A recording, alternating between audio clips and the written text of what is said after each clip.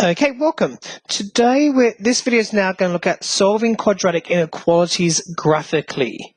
So this means that we're going to create graphs to solve inequalities. All right. So our learning intention is we're going to try to find values for a pronumeral which makes an inequality true by looking at its graph. So we're going to get an inequality. We want to find out what values makes that inequality true. Okay, so some of the success criteria. You do need to have previous knowledge in solving inequalities. A lot of this is also advanced and stage 5 content. So some of the stuff you would have done in year 9 and year 10 and what you would have done in advance. Okay. So solving inequalities, you need to know how to factorize quadratics and the many methods to do that. Applying the null factor to find critical points. Or its roots, and then sketching quadratics. Okay, and that would you would have done in year 10 if we did nonlinear relationships, how to sketch polynomials and quadratics. Okay, to be successful, you need to correctly be able to sketch a variety of quadratics. We will do some of them by hand, but we'll also show you how to do it using technology. You can highlight the region or the area where the inequality is true, and then therefore correctly find values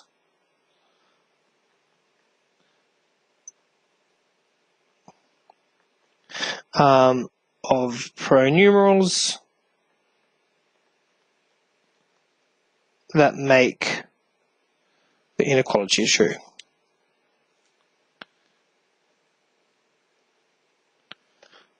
By looking at its graph.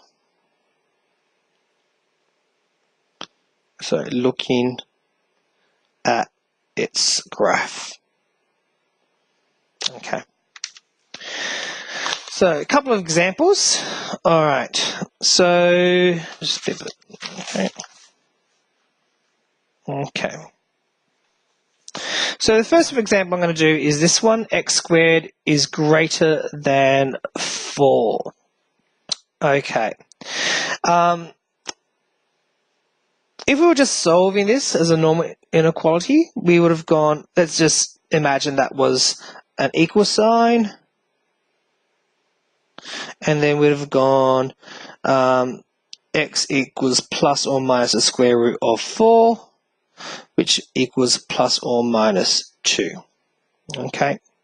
And then you would have, if you did it numerically, you would have gone, you'd highlight the 2's, positive and negative 2, and then test each side.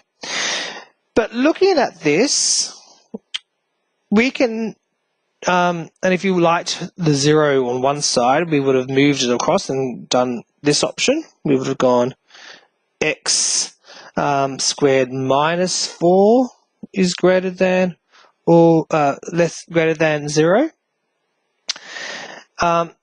This here is a parabola.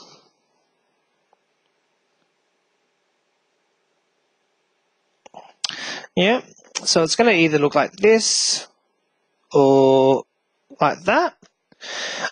Because the x squared is positive, we can cancel this one. So it's the normal x squared, but we're going to shift it down or translate it down the Cartesian plane by 4 units. So if I did it, it would be somewhere here. I'll just move it up slightly. This is just a sketch. Yeah. And what we're looking at here, we're looking at where does this parabola is greater than 0? Where is this parabola above the x-axis? Because we're actually asking when y is 0. Okay, this 0 that we're talking about is here. Yep.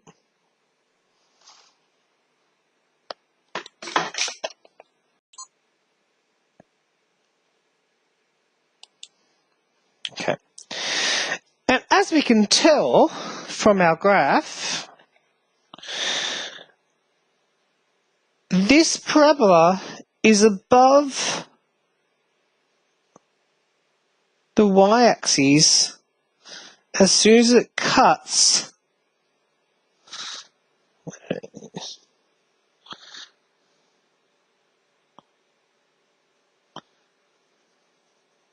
it cuts -2 and +2.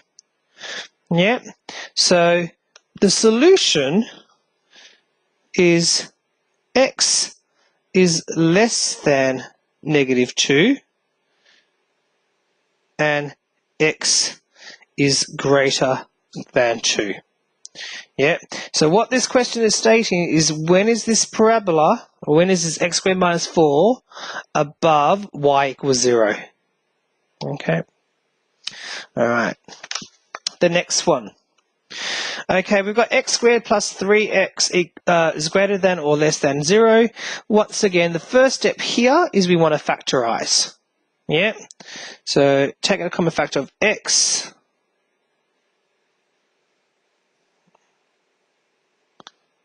Yep. So here we know that applying the null factor, for this to be true, x equals 0. So that has 0, or x equals -3.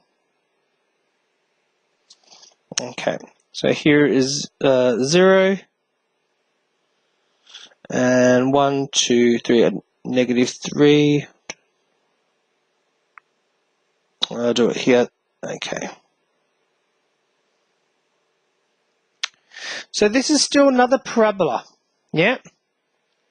So it's still a parabola. And what I'm going to do is I'm going to use Desmos or GeoGebra. So if I switch to GeoGebra, yep.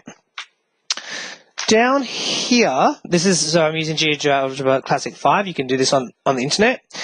In your input bar, you can actually type in the function f of x, so x squared. There's your normal parabola, plus 3x, and there we go.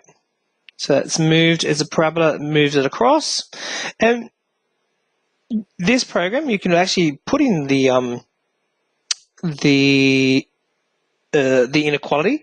But just looking at this, we are actually thinking, where does this parabola is above 0, and as you can tell, it is from this section here and this section here. So if I just move it slightly, let's see if I can move it. Yep.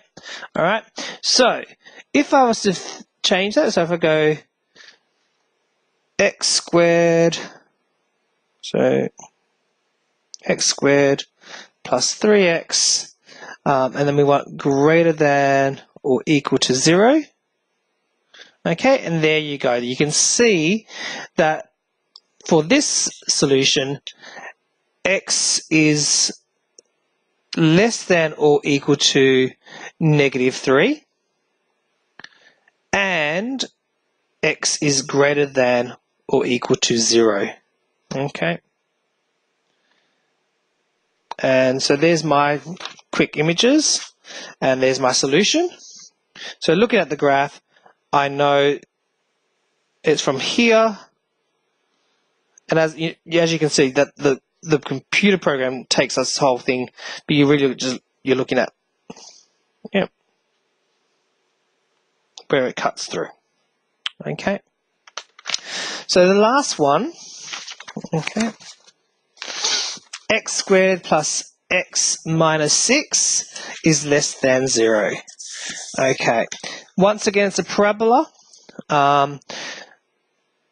So let's factorize it first. So we're looking at this. If you looked at the other video, you realize the factors of -6 that multiply together but add up to 1 is x plus 3 and x minus 2.